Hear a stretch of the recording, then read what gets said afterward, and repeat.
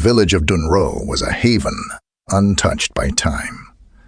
Hidden deep within a lush valley, encircled by jagged mountains, the people lived simple lives, tending to their flocks and fields, their existence as quiet and unchanging as the mist that clung to the landscape.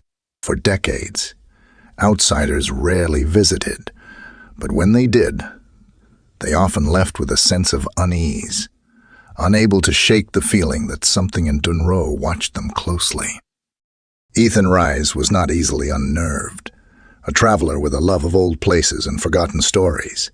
He had heard whispers of Dunro and its peculiar ways.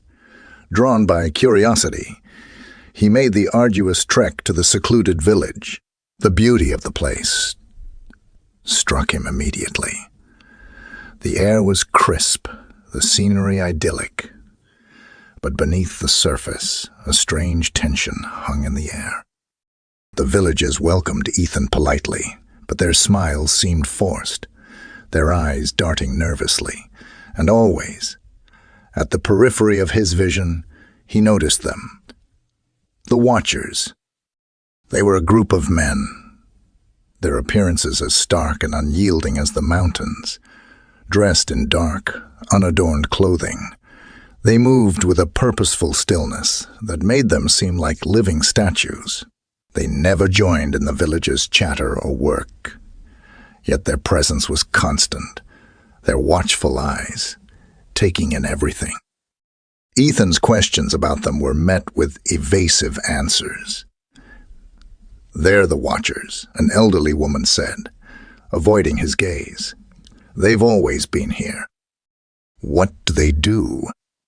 "They keep us safe," she whispered, her voice trembling.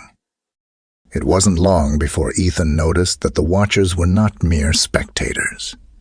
Each evening, as the sun dipped below the mountains, they gathered at the edge of the village, standing in a perfect circle, their heads bowed, their hands clasped in silent prayer, the collective stillness unnerving. The villagers stayed indoors during these rituals, their windows shuttered tight. Ethan's curiosity got the better of him. One evening, he followed the Watchers, staying far enough behind to avoid being noticed. They moved toward a forest path, their procession almost ceremonial.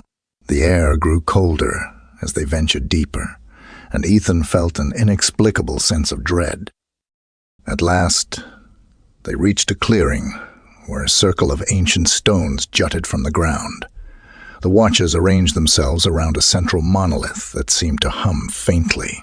As they began to chant, Ethan hid behind a tree, straining to hear.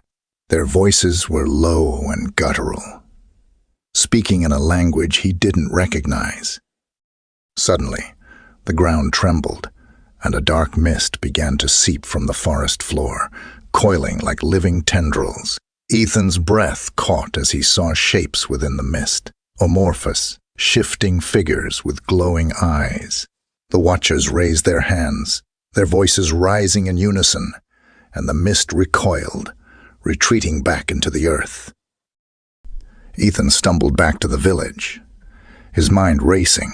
Whatever he had witnessed was beyond his understanding. The Watchers were not ordinary men. They were guardians, warding off something ancient and malevolent. Over the following days, Ethan pieced together fragments of the village's history from old books and reluctant villagers. Centuries ago, Dunro had been built atop a rift, a place where the fabric between worlds was thin. The rift was a gateway, and from it came the Mistborn, beings of shadow and hunger. The Watchers were descendants of the first Guardians, bound by a sacred oath to keep the rift sealed. They wielded ancient knowledge passed down through generations, their rituals a barrier against the Mistborn, but the cost was high.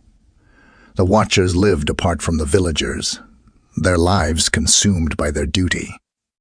Ethan's discovery left him torn. The Watchers were not the enemy.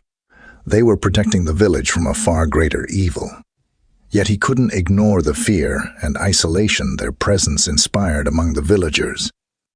Then, one fateful night, the rift stirred again. The air grew heavy with an unnatural chill, and a deep, resonant hum filled the valley. The watchers mobilized, their expressions grim. This time, the Mistborn were not retreating. They were pushing through, drawn by the weakening of the seal. Ethan, feeling both fear and a strange sense of responsibility, joined the watchers at the clearing. The ancient stones glowed faintly as the rift opened, spilling darkness into the world. The watchers formed a protective circle, their chants rising in desperation. Ethan noticed one of the stones was cracked, its light flickering. The rift surged toward it, the Mistborn pressing against the weakened barrier. Acting on instinct, Ethan grabbed a nearby staff etched with symbols and slammed it into the ground near the damaged stone.